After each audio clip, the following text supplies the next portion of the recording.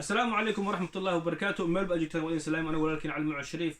xalay waxaan ka hadlay lacagta caruurta lagu siiyo meesha loo isticmaal lahay. caawa waxaan rabaa qodobka labaad inaan taabto insha Allah tacaala oo qodobkaasna oo aad u muhiim yahay oo dhibka oo culayska badan oo saaran oo keenayo inuu asigi yahay. taasina waxa waaye waa furitaanka.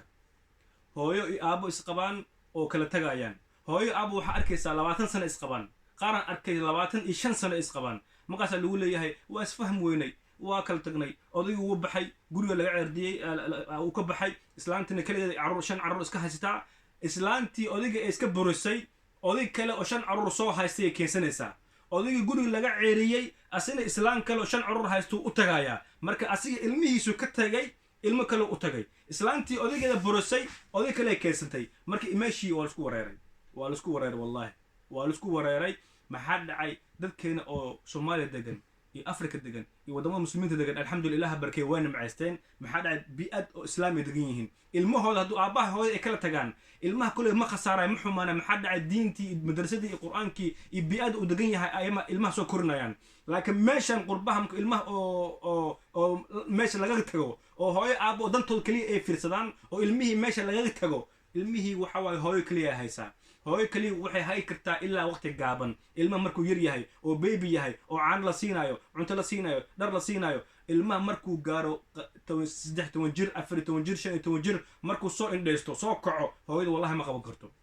hooyada ma qaban karto waxaan soo aragnay cadeen oo sax ah hooyada iyo aabaha way isku baahan yihiin hooyada aabaha way isku baahan yihiin waxaan dhihi lahaa hooyo aabo oo qurbaha degan Yurub degan wax walba ha dhacaan laakiin iskaalmeesta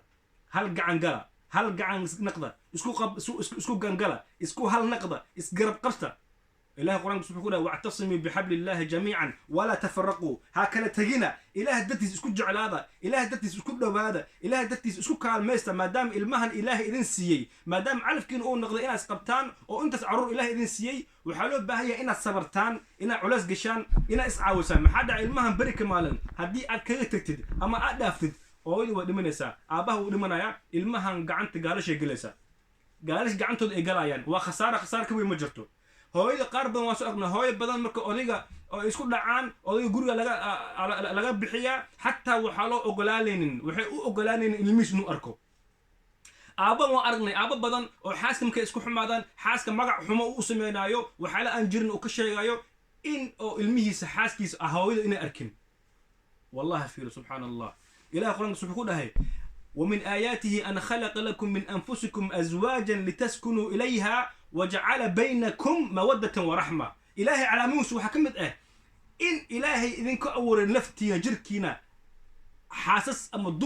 دمر كاسنا أتكون وجعل بينكم مودة إن كلا جعل ورحمة إن حريشة إن إلهي إذن كأوري marka maxaa keenay dhibkaas oo dhan ficilkaas oo dhan xaasnimadaas oo dhan oo marka qurbaha la degan yahay aaba kaliis meel iska degan yahay oo nolosha ka dhacay hooyo kale meel iska degan tahay oo dhib haysto oo dawladda meel ka bursanayso oo ilmaha radan laga qaato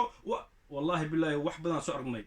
hadalkan hadal inaan dheereeyo ma laga hadal oo aad u muhiim ah caawa ila birtu waa hadal karaa dhibkana haysto waxa waaye hooyooyinka single mother badan soo bateen ninkooda waa iska buriyaan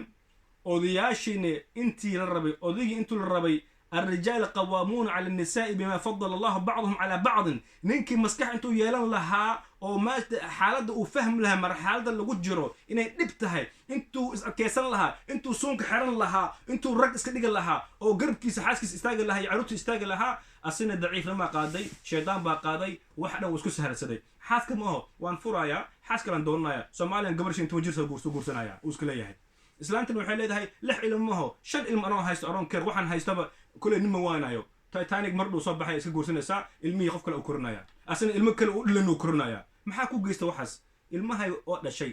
xaq ku leh ilmaha kurso maadaama ilmaha yub ku dhashay waa lagu wadinaa su'aasha ilmaha hada wada muslim ku dhal lahayd su'aashada waa khafiif su'aal yar ahaan lahayd laakiin maadaama qurbaha adiga aad keentay oo adiga sabab u tahay سؤاشي وبدنتها سؤاشي ووينتها ولكن يوم يفر المرء من أخيه وأمه وأبيه وصاحبته وبنيه معلم نبقى أو علاسة أو قف والبعروت ودلي حاسكيس هويديس أبيس أو كعرايو أي أمانة ساعة سؤاشي وبدنتها يوم كان مقداره 50,000 سنة هل معنى إلهي هرتيسة وحلمتها كنتم كن أصنو حساب تسكسيسة مركن نفتي نحمد الله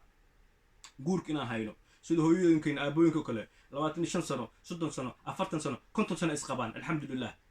dhib iyo rafaad buu isku qabaan isku sabra kala gacayl wanaajiya insha Allah taala ilaahna barya salaadana ilaahay dartiisa isku jeclaada ilaahay dartiisna u kala taga laakiin yay noqonin dhib iyo rafaad iyo farkutaagtaag isku xumaan yay noqonin insha Allah taala